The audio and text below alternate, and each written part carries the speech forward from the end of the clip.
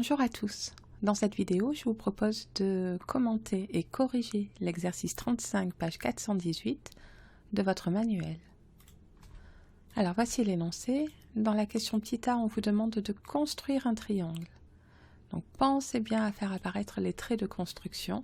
Et bien sûr, je vais utiliser une règle non graduée. Donc je suppose que j'ai à disposition toutes les longueurs dont je pourrais éventuellement avoir besoin. Comme là, par exemple, 2 points espacés de 4,5 cm.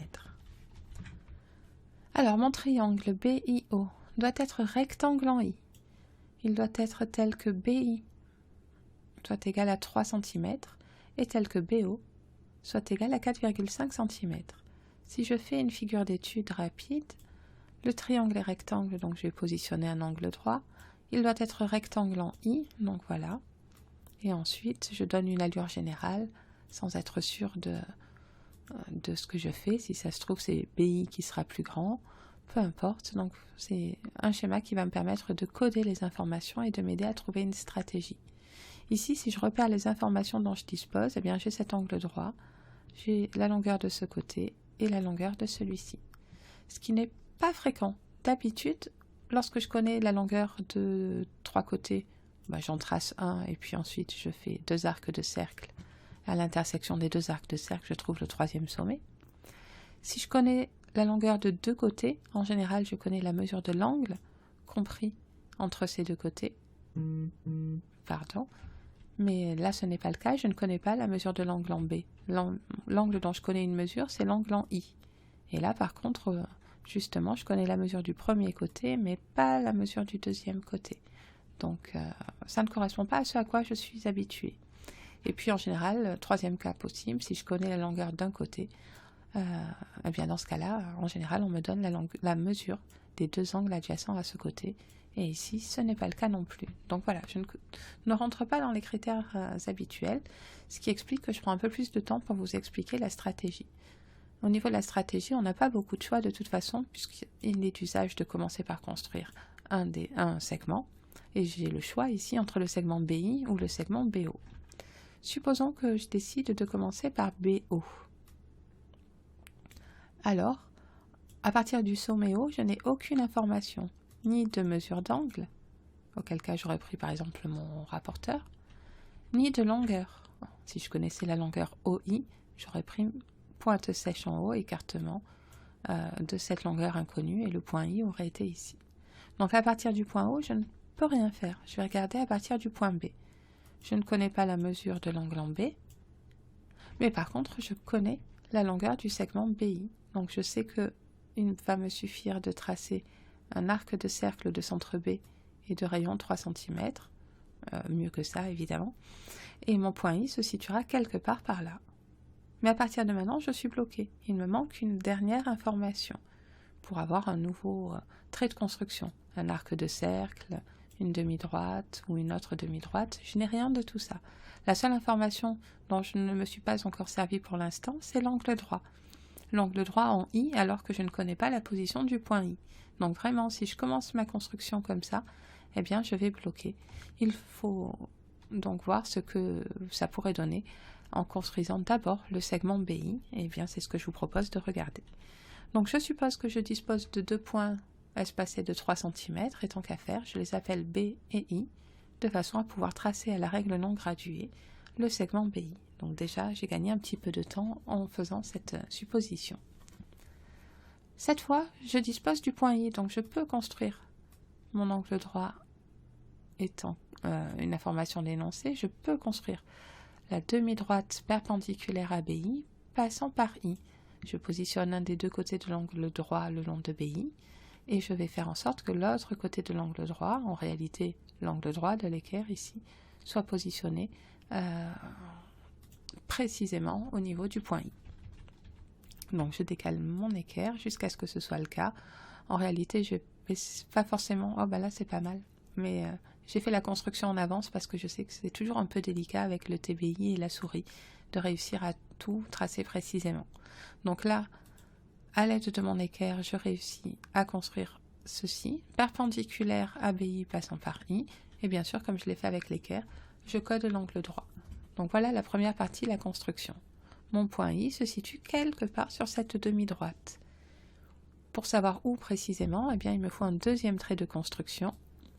Ça, je l'ai déjà utilisé, donc je ne vais pas l'utiliser à nouveau, bien sûr.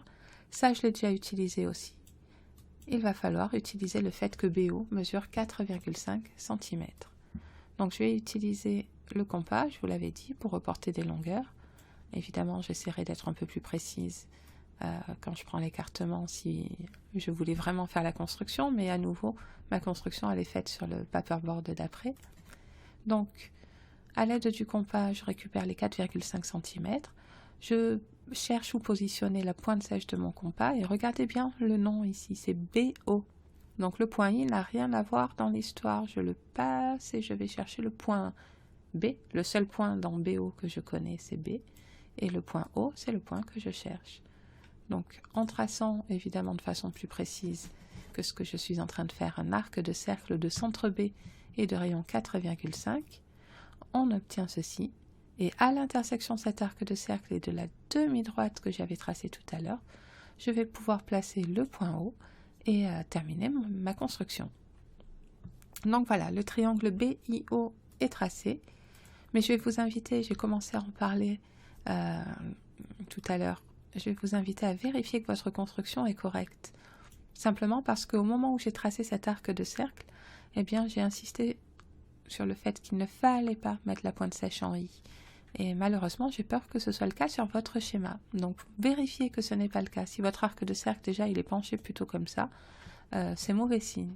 De plus, vérifiez les longueurs. Bon là, le 3 cm, je suis plutôt sûre de moi puisque j'ai commencé par ça. Mais le 4,5 cm, c'est BO normalement qui doit faire 4,5. Prenez votre règle. Bien sûr, elle n'est pas graduée au sens où vous ne pouvez pas l'utiliser pour faire vos constructions, mais utilisez-la pour faire vos vérifications. Vérifiez que le segment BO mesure bien 4,5 cm. Et puis pour complètement me rassurer, mesurez aussi cette longueur ici, OI.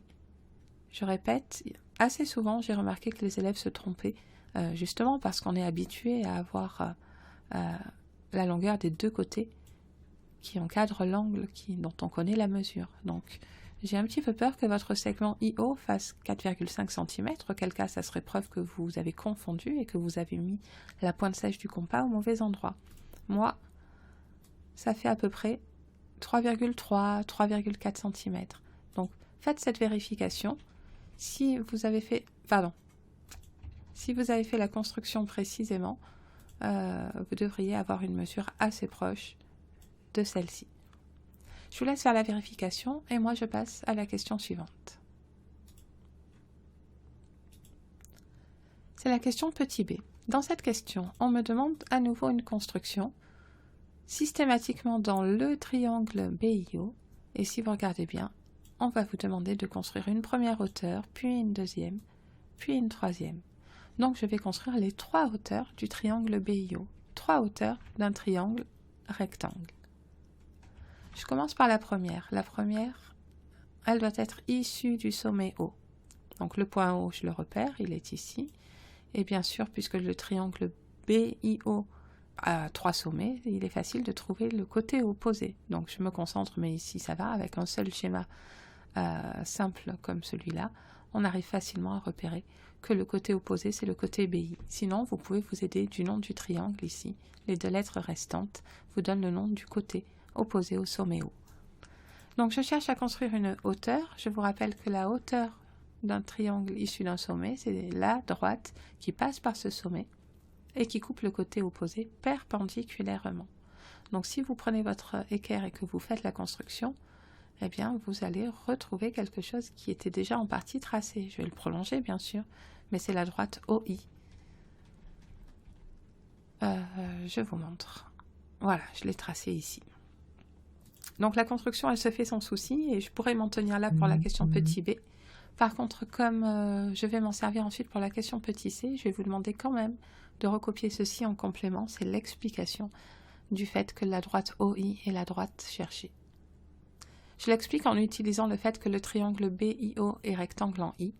Et ça me permet de justifier que les droites OI et BI sont perpendiculaires. Et justement, moi je cherche une droite perpendiculaire à BI. Donc c'est le cas de la droite OI. Ça ne suffit pas. Il faut en plus qu'elle soit issue du sommet O, qu'elle passe par O. Mais le nom même de la droite OI me permet de me rassurer. La droite OI est bien à la fois perpendiculaire à BI et passant par le sommet O. C'est exactement ce que je cherchais pour avoir la hauteur demandée. Donc voilà la justification que je vous invite à recopier. Mettez la vidéo sur pause pour être sûr d'avoir le temps de tout écrire. Moi je continue avec la deuxième construction, la voilà. Il s'agit de la hauteur que je dessinerai en rouge, issue de I dans le triangle BIO. Donc le sommet I, il est ici. Si je cherche le côté opposé, ben soit grâce au schéma, soit grâce au nom du triangle, j'arrive à repérer que je cherche à être perpendiculaire à BO. Et ma perpendiculaire, elle n'est pas tracée. Donc cette fois, par contre, il va falloir que je la construise. Perpendiculaire à BO, donc je vais mettre un des deux côtés de l'angle droit le long de BO, quelque chose comme ça.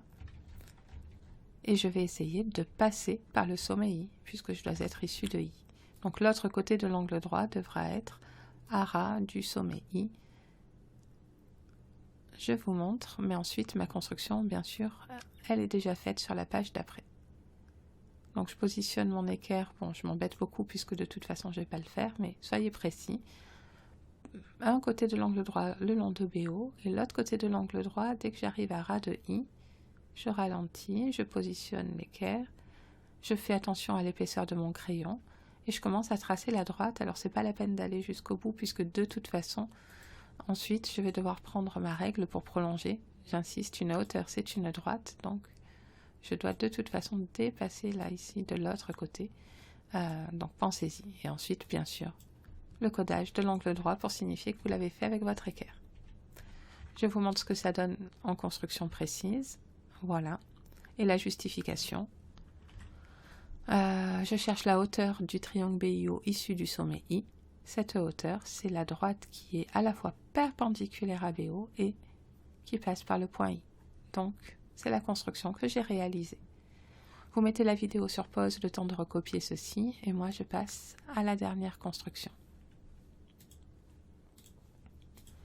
Cette fois, on me demande de construire la hauteur issue du sommet B, du triangle BIO. Donc ma hauteur doit passer par le point B et doit être perpendiculaire au côté opposé. Donc passant par B, perpendiculaire au côté IO. Et bien, à nouveau, comme tout à l'heure, vous allez voir, vous prenez votre équerre et vous allez avoir la surprise de tomber sur quelque chose qui est déjà construit.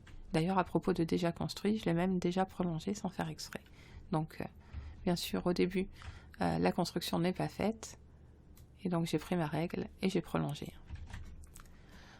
Je vous justifie encore comme tout à l'heure, mais je vais utiliser la même propriété. Je vous avais dit que puisque le triangle était rectangle, c'était que la droite verte maintenant et la droite noire étaient perpendiculaires. Donc je vais utiliser à nouveau le fait que ces deux droites sont perpendiculaires. Pour trouver la hauteur issue de B, je veux à la fois être perpendiculaire à OI et passer par B. Eh bien, c'est la droite BI qui convient. Je viens de vous le justifier à l'oral, il reste à l'écrire. BI est la droite à la fois perpendiculaire à OI, passant par le point... là je me trompe, passant par le point B. Je corrige. Et donc, je peux conclure. BI est la hauteur du triangle BIO issu du sommet B. Je vous laisse mettre la vidéo sur pause une dernière fois pour copier cette petite phrase qui à nouveau n'est pas demandée dans la question petit b, mais qui me sert dans la question suivante que voilà. Dans cette question, on me demande en quel point se coupent les trois hauteurs. Mais on repère très vite ce point. Je cherche un point qui soit à la fois sur la droite verte, sur la droite noire et sur la droite rouge. Bien sûr, il est là, c'est le point I. Il n'y a aucun souci, on arrive à s'en convaincre. Je vais utiliser ce que je vous ai dit tout à l'heure pour le justifier. Premièrement, le point I appartient à la droite rouge par construction. Deuxièmement, il appartient à la droite verte parce que j'ai dit que la droite verte c'était la droite OI. Donc j'entends dans le nom de la droite que la droite verte passe aussi par le point I.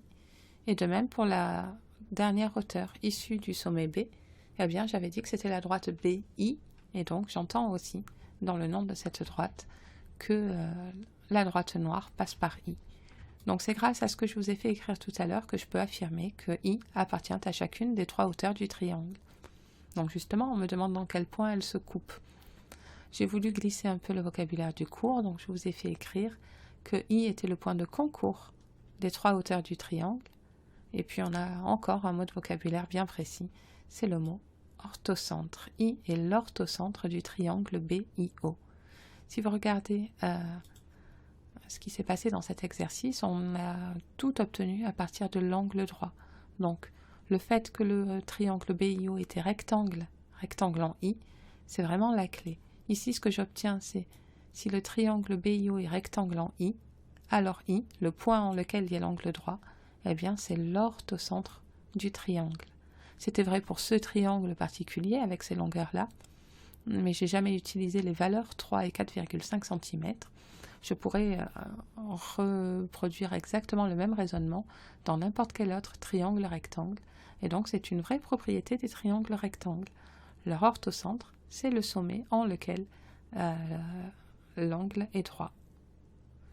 Je m'en tiens là pour cet exercice, mais bien sûr, si vous avez des questions, n'hésitez pas à me les poser.